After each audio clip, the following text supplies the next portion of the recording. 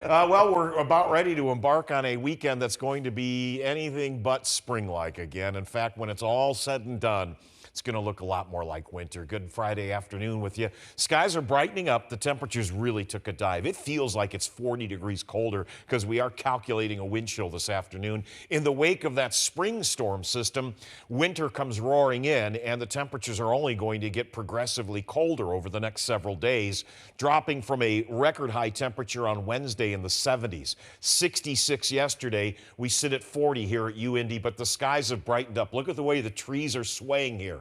The winds have been strong, and typically when you change out the weather in such a dramatic fashion, going from such exceptionally warm weather back to exceptionally colder weather, a good 20 to 30 degree change in a short period of time, you're going to get the winds to pick up. And that storm yesterday had a very large web of pressure lines, a lot of wind associated with it. The winds are southwest at 26, but still gusting. Now, the wind advisory is going to be lifted for north central Indiana at 6 p.m. The winds are going to still be quite strong just beyond sunset, but they will fall off quickly as we clear out.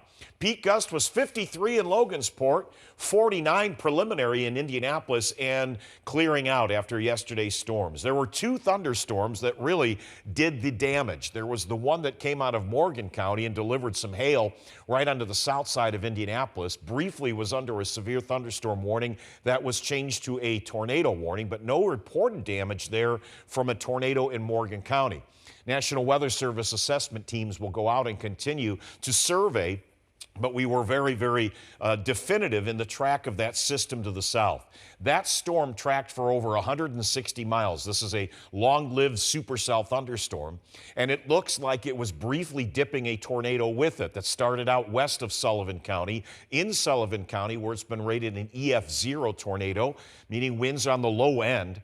EF1 damage has been reported in Monroe County, and again, that assessment and that track is still being determined, but that would put winds in excess of 86 to maybe 110 miles per hour.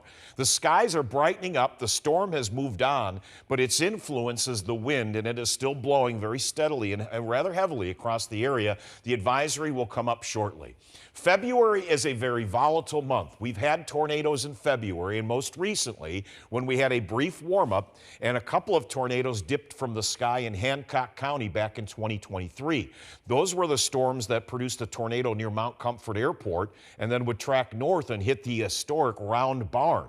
Well, we've been as warm as 77 degrees in February. We hit 71 just the other day, and we know it can turn on a dime, and that's exactly what has happened. We're 25 to 30 degrees colder than we were 24 hours ago. When you factor in the wind out of the west at 26 and still gusts near 40, you get a wind chill at 29, and again, it feels as much as 40 degrees colder. This storm now has moved east. Arctic air is moving in, and behind it will be a little upper level energy that's going to descend into central Indiana Saturday night into Sunday, and that's going to activate snows. Even activate some lake effect snow showers Sunday night into Monday. When it is all said and done, we're bringing in the polar air. After a high of 56 today, which occurred around 2 or 3 in the morning, this polar air returns, and with it will be a cold night under clear skies. Dipping back into the 20s overnight, we'll start the day with perhaps a little bit of sunshine, then cloud over with a few snow flurries Saturday. Will top out mainly in the upper 30s. But late Saturday night into early Sunday morning, we look for the snow showers to develop and become more numerous through mid-morning. Yeah, we could easily blanket the area with a coating to as much as an inch of snow by Sunday afternoon and evening. Much more of a wintry feel is returning, and highs may not even get above freezing. Down to 26 tonight as the winds subside, clouding over with a flurry on Saturday, a high of 38 degrees. Polar plunges tomorrow morning, and the temperatures, well, they're every bit of polar on Sunday and Monday, with highs only near freezing. Chances for snow are back by Sunday morning. We could whiten up the ground here Sunday night into Monday with additional snow flurries. Windy on Tuesday into Wednesday with a chance for rain, and then back up and down 55 Wednesday, colder Thursday, back to 50 Friday. Seesaw.